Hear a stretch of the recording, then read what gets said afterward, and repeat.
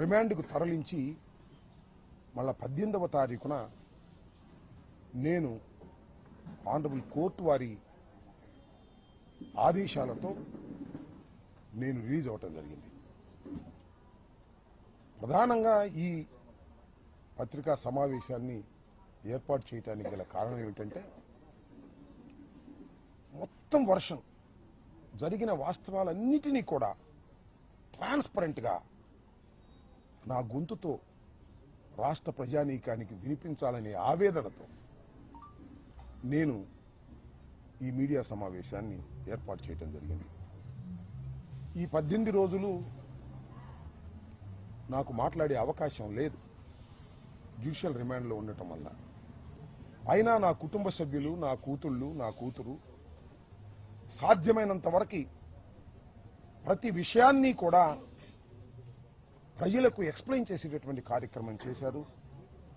అయినా ఇంకా కొన్ని విషయాలను ప్రజలకు అర్థమయ్యే విధంగా, మరి ముఖ్యంగా ఈ రాష్ట్రంలో న్యూట్రల్గా ఆలోచించేటటువంటి వ్యక్తులకు, మేధావులకు, ఏ రాజకీయ పార్టీలో ఉన్నా వారందరికీ కూడా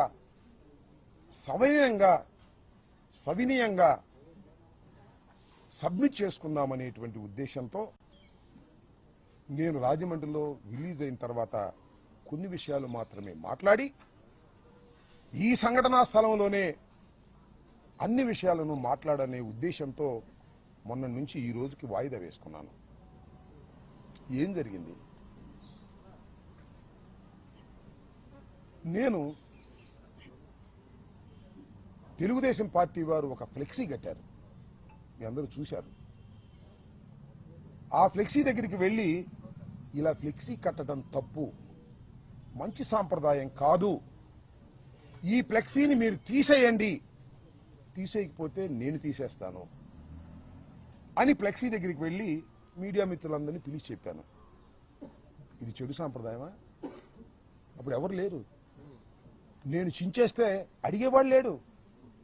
చించటం మంచి సాంప్రదాయం కాదు, రెచ్చగొట్టడం మంచి సాంప్రదాయం కాదు, ఇలా మా మీద మీరు ఫ్లెక్సీలు కట్టడం తప్పు, మీ గొప్పతనాన్ని గురించి కట్టుకోండి, చంద్రబాబు గొప్పవాడని కట్టుకోండి, జగన్మోహన్ రెడ్డి గారిని దూషిస్తూ, సుబ్బారెడ్డి గారిని దూషిస్తూ, కరుణాకర్ రెడ్డి గారిని దూషిస్తూ మీరు కట్టకండి తప్పు అని చెప్పాలని ఆవేదనతో నేను వెళ్ళానే. వెళ్ళి చించేయలేదే, చెప్పాను, వచ్చేశాను. ఇది జరిగినటువంటి అంశం. నెక్స్ట్ రోజు రాష్ట్ర వ్యాపితంగా పిలుపునిచ్చింది వైఎస్ఆర్ కాంగ్రెస్ పార్టీ. ఇలా తప్పుడు ప్రచారం చేస్తున్నారు, ఫ్లెక్సీలు కడుతున్నారు, దీని మీద గుళ్ళల్లో పూజ చేసేయి. ఎందుకంటే లడ్డూకు సంబంధించినటువంటి అంశం అది, పవిత్రమైన లడ్డూకు సంబంధించిన అంశం అది. వెళ్లి గుళ్ళల్లో పూజ చేసి చంద్రబాబు నాయుడు గారి విధానం గాని, ఆలోచన గాని మార్చమని భగవంతుని ప్రార్థించమని మాకు పిలుపు వచ్చింది. ఆ దగ్గరలో ఉన్న వెంకటేశ్వర స్వామి గుడికి వెళ్ళాను, పర్మిషన్ తీసుకుని వెళ్ళాను, పూజలు చేశాం. అప్పుడు నల్లపాడు పోలీస్ సిఐ నాకు ఫోన్ చేశాడు, వంశీ, ఎస్పీ గారు అడగమన్నారండి, మీరు ఆ ఫ్లెక్సీని చింపడానికి వెళ్తున్నారా లేక పూజకి వెళ్తున్నారా అని. ఎందుకు చింపుతామయ్యా, పూజకి వెళ్తున్నాము అంతే తప్ప చింపే ప్రశ్న ఉద్భవించదు అని చెప్పా. పూజ చేసి వస్తుంటే ఏం జరిగిందో మీరు అందరూ చూశారు. కర్రలు, రాడ్లు తీసుకుని నా కారు మీదకి వచ్చారు, నా కారును కొట్టే ప్రయత్నం చేశారు, తిట్టారు, బూతులు, భయంకరమైన బూతులు. మీరు చూశారు ఒక మహిళ ఎలా తిట్టిందో, ఆమె సంగతి కూడా తర్వాత చెప్తా. నేను అందరూ ఫిల్దీ లాంగ్వేజ్ ఇష్టం వచ్చినట్టుగా ఎమ్మ ఎక్క తిడుతుంటే ఎస్ ఆవేశం వచ్చింది. స్పర్ ఆఫ్ ది మూమెంట్ బయటకు వచ్చి నేను కూడా బూతులు మాట్లాడాను. It is a purely reaction. నా ఉద్దేశం అది కాదు, ఇట్ ఇస్ ఎ రియాక్షన్. ఎదుటివాడు చేయొత్తుంటే పట్టుకోవటం, ఎదుటివాడు తిడుతుంటే తిరిగి తిట్టడం, ఇది మాత్రమే జరిగింది. ఏం జరిగిందని తర్వాత వాళ్ళు తిట్టారు, నా కారు మీద కొట్టారు, నేను తిరిగి తిట్టాను, ఇంటికి వచ్చేసాను. ఆలోచించాను, 1-2 సార్లు ఎందుకురా తొందరపడ్డాను. నా అంతరాత్మ ఒప్పుకోలేదు, నా అంతరాత్మ బాధపడింది. వెంటనే వాలంటరీగా వచ్చి మీ అందరి సమక్షంలో 4:20 4:30 మళ్ళా ప్రెస్ మీట్ అరేంజ్ చేసి, నేను చంద్రబాబు నాయుడు గారిని ఉద్దేశించి తిట్టలేదు, ఆ స్పెర్ ఆఫ్ ది మూమెంట్లో ఒక చిన్న ఆవేశంలో వాళ్ళు తిడుతున్నారనేటువంటి ఉద్దేశంతో నేను ప్రతిస్పందించి తిట్టాను. అయినా తప్పే అది. నేను ఈ వయసులో ఇంత సీనియర్ అయ్యుండి తిట్టి ఉండవలసింది కాదు అని పశ్చాత్తాపడ్డాను. పడలేదా? పశ్చాత్తాపడితే చెప్తారుగా చాలామంది, పశ్చాత్తాపానికి మించిన ప్రాయచిత్తం లేదని నేను పశ్చాత్తాపడ్డాను. ఏం జరిగిందండి తర్వాత? ఎంత ఘోరం అండి. నా ఇంటి మీదకి వచ్చారండి. ఎంతమంది వచ్చారండి? ఎంతసేపు ఉన్నారండి? 5ంటికి వచ్చారు. ఇది 4:20కి నా సమావేశం జరిగితే మీరందరూ ఉన్నారు, మీడియా అంతా ఉంది, ఎవరు వెళ్ళలేదు.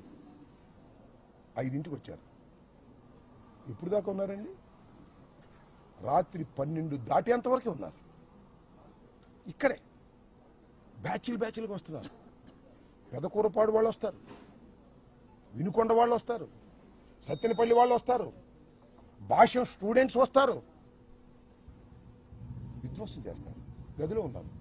10-20 నిమిషాలకు తీసుకెళ్లారు. నా ఇంటి మీద నా పిల్లలు ఉన్నారు, నా మనవాళ్ళు ఉన్నారు, తరిమారు, పగలగొట్టారు. పోలీసులు లేరా? అందరు పోలీసులు ఉన్నారుగా. ఆపే ప్రయత్నం చేశారా? 1 గంట కాదు, 2 గంటలు కాదు, ఇంతకుముందు కూడా దాడులు చూసాం. వస్తారు, స్పరావతి కొట్టప్పుడు కొడతారు, పారిపోతారు. అలా కాదు ఇది, అలా కానే కాదు ఇది. 7 గంటల సేపు కరాళ నృత్యం చేశారు ఇక్కడ.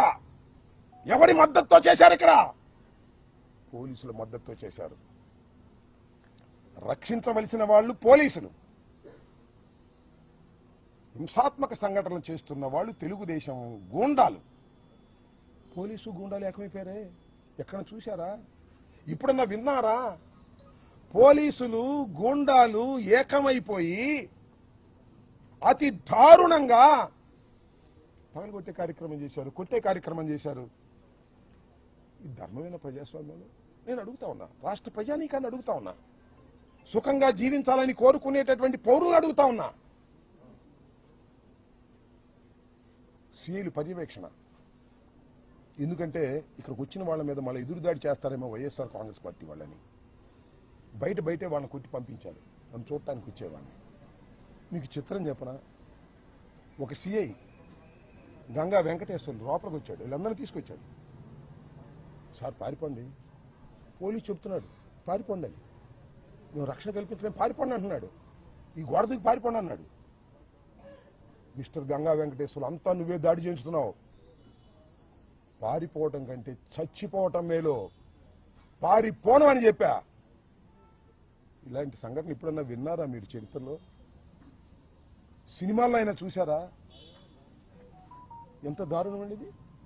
ఒక మాజీ శాసనసభ్యుడిని, 68 సంవత్సరాల వయసు కలిగిన ఒక సీనియర్ నాయకుడిని, చెన్నారెడ్డి ముఖ్యమంత్రిగా ఉన్న దగ్గర నుంచి రాజకీయాల్లో ఉన్నవాడిని, ఎన్టీ రామారావు శాసనసభలో ఉన్నప్పుడు నేను శాసనసభలో ఉన్నాను.